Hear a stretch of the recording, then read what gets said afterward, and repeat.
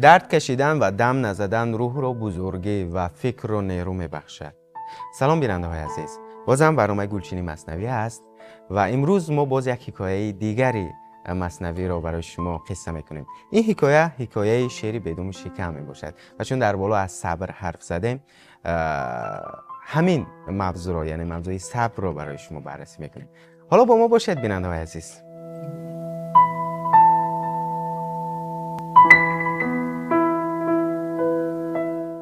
امروز جهان و مثنوی معنوی مولانا جلال‌الدین بلخی روی آورده است. به خاطر چی؟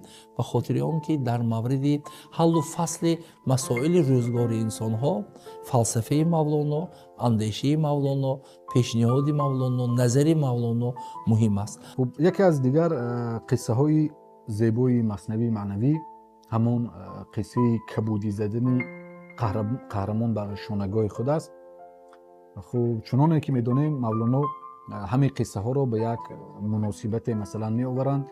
اگر ما کمی پیشتر از این قصه نگاه کنیم، قصه پیشینه رو مولانا به یک بیت ختم میکنند و به مناسبت همون قصه یک پیوند میدهند به این قصه که ما امروز میپردازیم. اصلا در مثنوی مولانا جلال‌الدین بلخی حکایاتی که تحلیل و بررسی آنها واقعا هم یک نظر ژرف، نظر عمیق را میخواهد کم نیستند. زیرا خود مولانا میگوید که من چو لب گویم لبی دریا بود، من چو لا گویم مراد لا بود.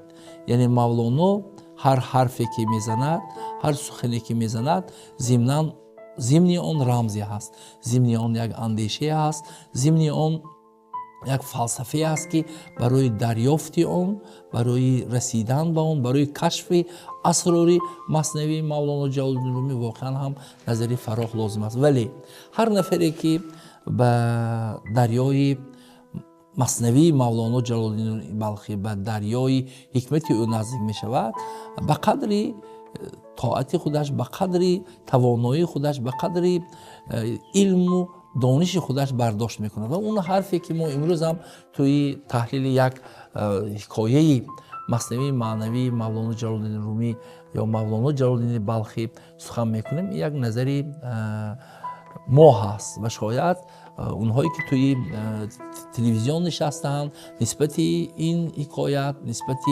اندیشه های مولانا جلال‌الدین رومی نظری فراختر دارند. قصه از این قرار است که میگویند یک مرد پهلوانی بود. او خوب بسیار پهلوانی گویا نامداری هم شده بود. قد بلند بود و نیرومند، با حرکت پهلوانانی بزرگ را از جا بر می داشت و بر خاک می افکند. جوان بود و قهرمان، هیچ پهلوانی نمی توانست که بر او پیروز شود. این حکایت بشنود صاحب بیان، در طریق و عادتی قزوینیان، بر تن و دست و کتف ها بیگزند، از سری سوزن کبودی ها زنند. و در همون زمان رسم این بود که پهلوانان در کتف و شانگاه و در تخت پشت خود نقش های می زدند با واسطه خالکوبی که هنوز هم مرسوم است. روزه بر دیوار گرمابه تصویر قهرمان قدیمی را دید که بر بازوانش خالکوبی بسیار داشت. خالکوبی هایی که در آن نقش پلنگان و شیران و دیوان بود و تصویر اژدهایی که آتش از دهانش برون می جهید. پهلوان وقتی که این تصاویر، یعنی تصویرها را دید، به خودش گفت پهلوانان بزرگ در قدیم خالکوبی های بسیار بر تن داشتند. من نیز باید استادی ماهر بیابم و بر پشت و شانه هایم خالکوبی نمایم. مردم قزوین عادت داشتند که به تنهایشان، به دستشان، به پایشان، به شانه هایشان کبودی می زدن که این خالکوبه میگویند، خالکوبه زدن. و امروز هم در جامعه ما این چیز هست و انسانی هستند که در بدنشان، در تنشان، پایشان، دستشان خالکوبه میزنند. و این پهلوان خواست برای اینکه باز خوب هیبتش بیشتر گردد، به خود نقشه گذاشت که در شانگاه و در تخت پشتم یگان حیوانی درنده رو نقش میکنم تا اینکه رقیبانم وقتی که مرا میبینند به لرزه افتند.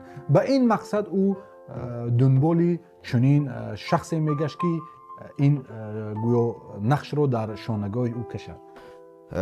پهلوان قصه ما پس از چند روزی جستجو نفری را پیدا کرد که خالکوبی میدانست و در کار خویش بس استاد ماهر بود. وقتی که به حضور این نفر رسید گفت ای استاد بزرگوار، من میخواهم بر پشت شانه های من خالکوبی کنی.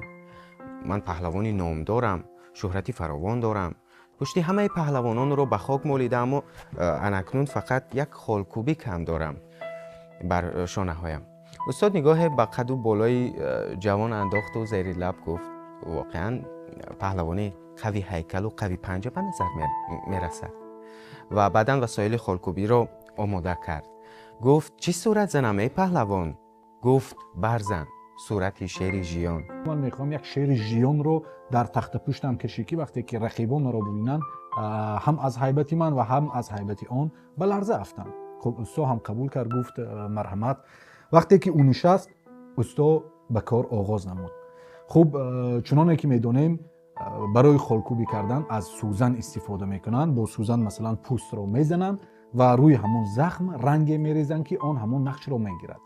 استاد برخاست و بر پشت شانه های جوان پهلوانی جوان نگاه انداخت، دست بر شانه ها و پشتی او مالید و گفت خوب است، تو به اندازه کافی قوی هستی و شانه و کتف تو جان میدهد برای زدن صورت شیر. پس آماده باش تا کارم را آغاز کنم. چنان شیری درنده به پشت شانه هایت نقش بزنم که همه از هیبت آن به لرزه درآیند. چنان شیری که حتی میتوان صدای غوریشش را شنید. پهلوان با دو زانو نشست و پشت بر استاد کرد و گفت من آماده‌ام، کار خود را آغاز کن. اصلا شتاب نکن، با حوصله و دقت خالکوبی کن، زیرا میخواهم شیری که بر بدنم نقش میزنی واقعا شیر باشد نه گربه. آن مرد سوزن را برداشت و کار خود را آغاز کرد. چون با او سوزن فرو بردن گرفت، دردی آن در شانگاه مسکن گرفت. او میگوید که وقتی که او سوزن زدن را به شانه های این قزوینی سر کرد، در شانه هایش درد آیسته آیسته پیدا شدند. درد آیسته آیسته پیدا شدند. پهلوان در ناله آمد کی سنی؟ مرا کشتی چی صورت میزنی؟ استاد از ادامه کار باز ایستاد، نگاه به چهره جوان انداخت و دید که عرق بر پیشانی پهلوان نشسته است و صورتش از درد سرخ شده است. لبخند زد و گفت مگر تو خودت نگفته بودی که بر پشت شانه هایت نقش شیر بزنم؟ من نیز چنین میکنم. ای پهلوانی دلیر، آخر صورت شیر درد دارد، ولی باید تحمل کنی و دم نزنی. اصلا اینجا یک کلمه هست با نام سنی. من میخوام برای آنکه اونهایی که پیوسته مصنوی رو من بعد توسط تلویزیون ولایت گوش میکنن میفهمن، من میخوام به یک مطلب، به یک مسئله توجه شما رو جلب کنم. سخن درباره اون میرود که بسیاری از تعبیرها یا اینکه ترمین ها میگویم یا اصطلاح های دارد که مولانا جلال‌الدین بلخی اونها دانستن و معنی اونها رو دانستن مهم است، زیرا این کلمه ها قریب در همه حکایات میآید. مثلا هست کلمه سنی و بر مقابل کلمه سنی هست کلمه دنی. سنی عالی مرتبه، عالی مقام، اون نفری که بلند پایه است. دنی باشد اون نفری که برعکس پس پایه است، از عالم سفلی است. ما در ادبیات ما عالم علوی داریم، عالم سفلی داریم. عالم علوی عالم بالا، عالم سفلی عالم پایان. از این نقطه نظر اینجا میگه که ای سنی یعنی عالی مقام.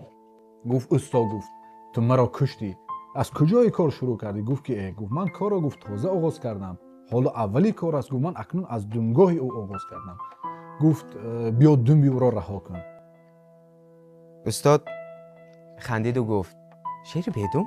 عجب حرفای میزنی، مگر شیر هم بدوم میشود؟ من که شیری بدوم رو ندیدم طول حیاتم تا این دم. پهلوان که تحمل درد رو نداشت و میخواست هرچی زودتر از شری خالکوبی بگریزد گفت حالا چه عیبی دارد اگر یک شیری بدوم در دنیا پیدا شود؟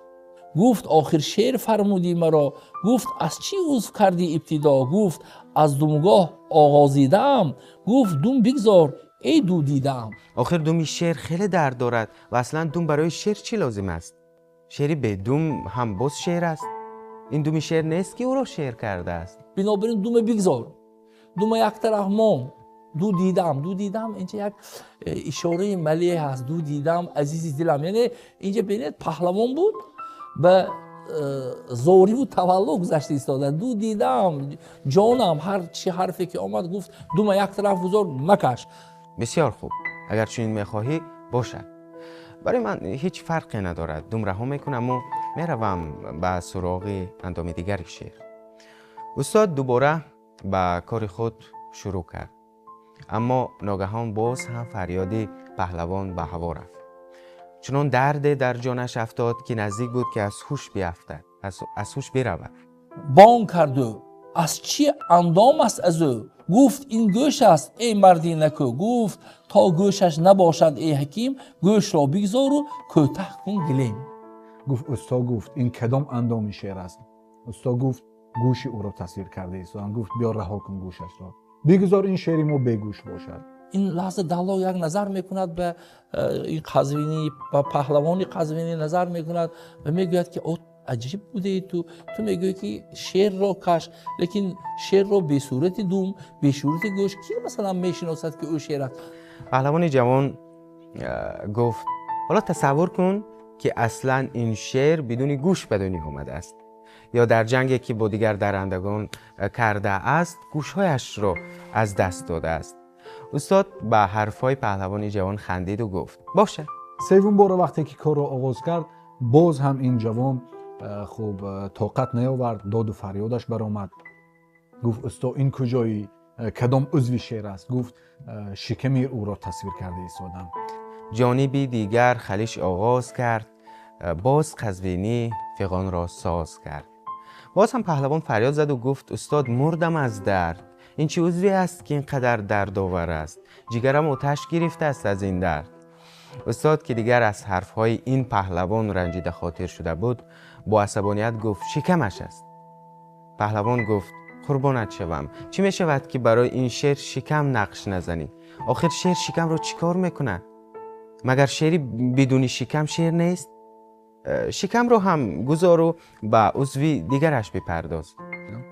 اینجا مولانا میگن خیره شد دلا کو بس حیران بماند، تا به دیر انگوشت در دندان بماند. وقتی که دیگر این تقاضاهای پهلوان را میدید و خواهش او را میدید، استاد تعجب کرد. گفت این میخواهد یک شعر ژیانی را من تصویر کنم، اما دومش را رها کردیم، گوشش را، شکمش را چگونه میشه؟ دیگر استاد چی خیره شده بود، حیران شده بود و شخ ایستاده بود. و استاد لحظات چند همون طور ساکت و حیران به چهره عرق کرده پهلوان جوان نظر کرد. او تا کنون انسان بدین ضعیفی در عمر خود ندیده بود. با خودش گفت که چی پهلوانی است که تا بینش یک سوزن را ندارد، با یک نشی سوزن فریادش به هوا می رود. استاد چنان از دست این پهلوان قزوینی خشمگین شده بود که بر زمین زد سوزن از خشم استاد. گفت در عالم کسی را این فتاد، شعری بدون سر و اشکم کی دید؟ وین چنین شعر خدا خود نافرید. گفت مگر ایان کس دیده است که شعر بی شکم باشد، بی دون باشد، بی گوش باشد؟ ای برادر صبر کن بر درد نیش، تا رهی از نیش نفسی گبر خویش. ای عزیزی من، ای کسی که مثنوی را بعد از من میخوانی، تو باید بر تمام دردها صبر داشته باشی. اگر ما صبر نکنیم، ما هیچ وقت نمیتوانیم چی به آن مقصدی که در پیش خود نهاده ایم به آن نائل گردیم. القصه استاد دریافت که آن پهلوان جز یک پهلوان پیکر چیزی نیست و نمیتواند تحمل درد نشی یک سوزن را بیاورد. پس برخاست و پی فاری خویش رفت. سوال پیدا می شود که مولانا جلال‌الدین بلخی چی میخواست؟ ببینید اینجا مردی پهلوان مقصد گذاشت که باید من در تخت پشتم، در شانگاه هم صورتی یا که نقش شعر ژیان را کشیده باشم. مقصد را گذاشت، اما چی چیزی سبب شد که به این هدف و مقصدی خودش نرسید؟ اینجا البته یک چند مطلب ها رو ما میتوانیم روی کار آوریم.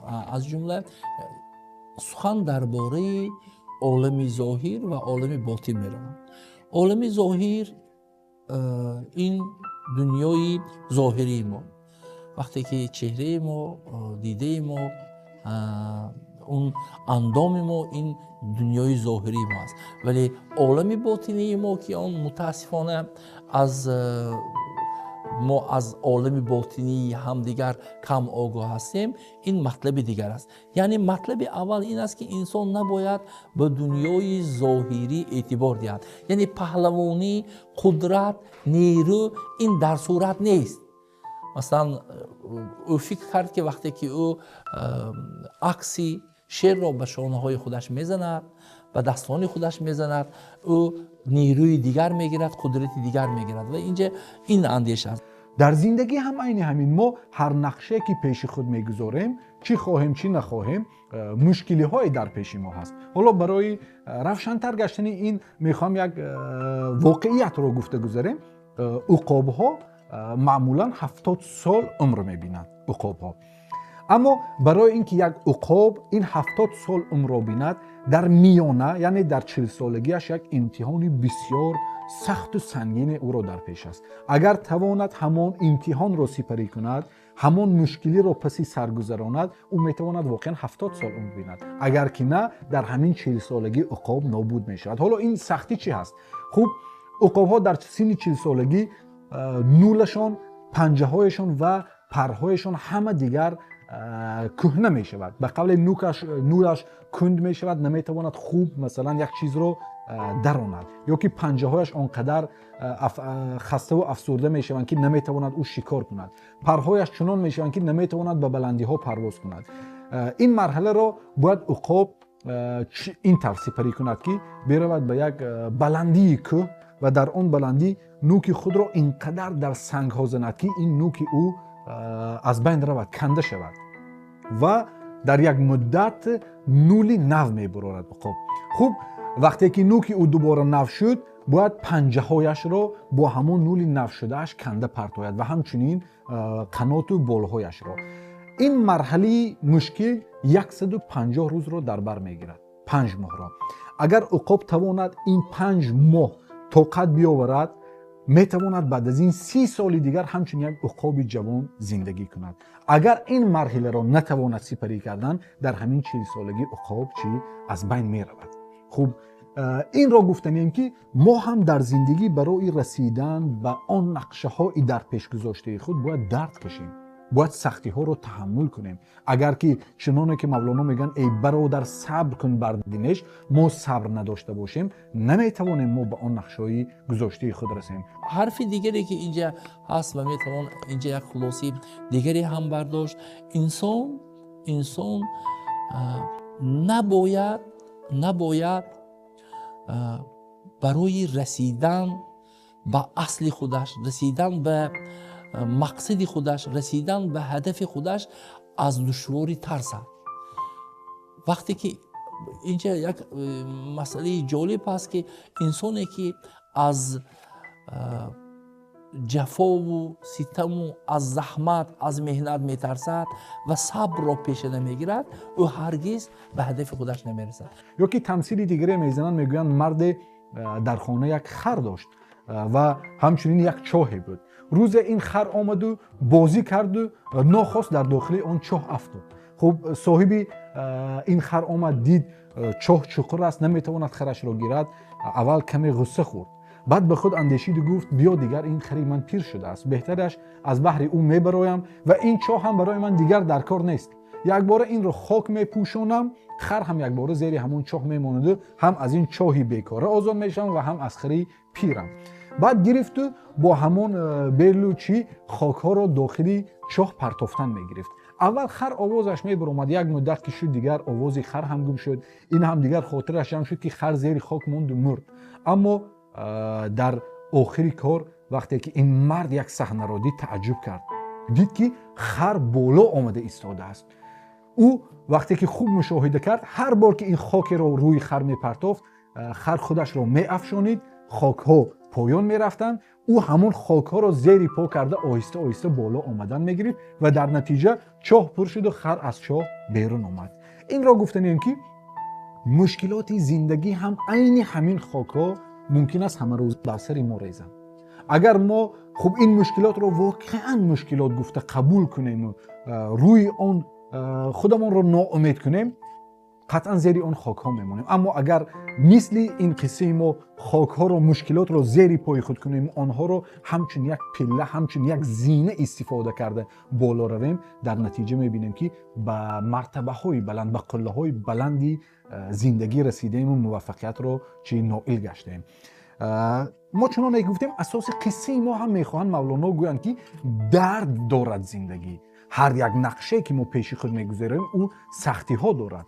تنها چیزی که ما را میتواند از این چیز عبور کناند این است که باید ما صبر و طاقت بر این سختی ها داشته باشیم. یعنی از همین حکایت ما میتوانیم دو خلاصه دریابیم که انسان باید برای رسیدن و مقصدش از دشواری ها نترسد و دوم ثابت کند اگر او واقعا دانشمند است، دانشی خودش میتواند خواهد ثابت کند یا او میخواهد ثابت کند که او پهلوان است، نه به الفاظ ظاهر و اندیشه و نگارش های ظاهری، بلکه در اصل باید او ضمناً از باطن او پهلوان یا دانشمند یا انسانی قوی باشد.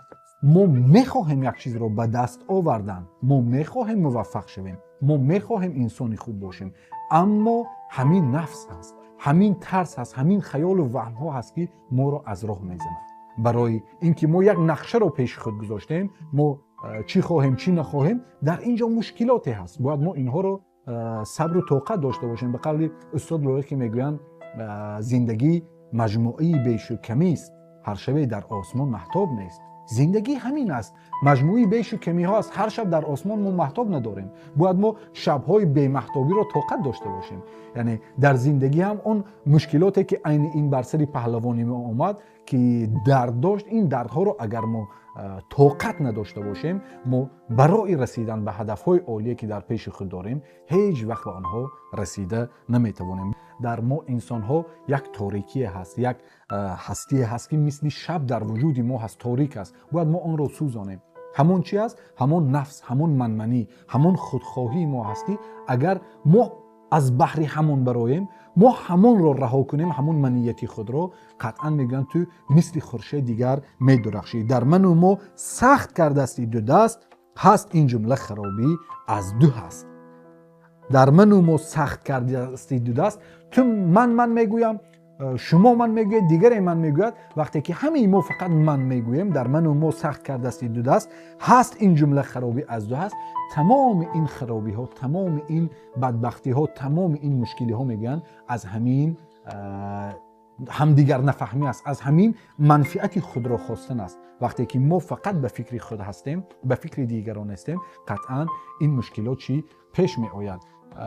بد نیست برای این بیت هم یک مثال آوره. میگن که یک شاگردی از استادی خود پرسید، گفت استاد همین فرق بهشت و دوزخ در چی هست که میگویند؟ بعد استاد گفت که بیا من پگاه برای تو در حیات نشان میدیم که فرق بهشت و دوزخ در چی هست.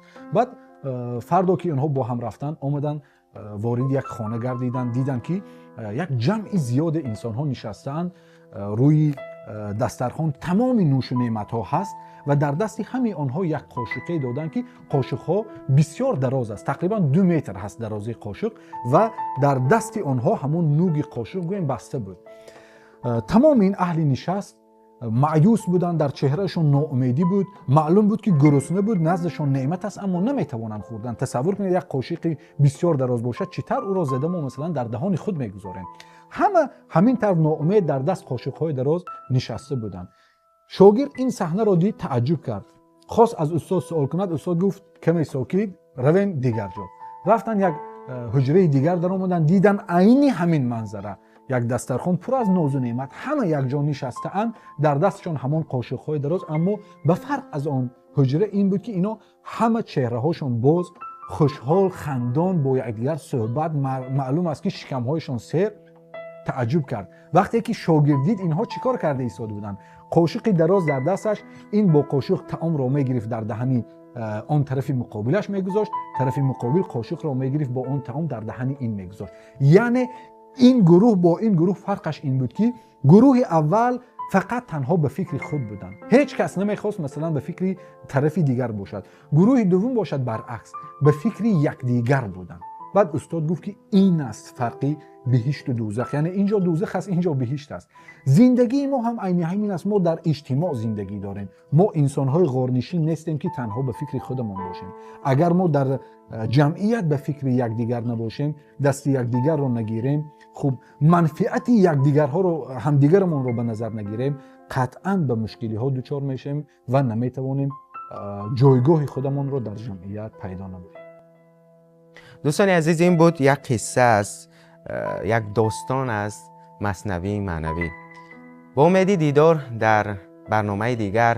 خود و نزدیکانتان را احتیاط کنید. خیر عزیزان.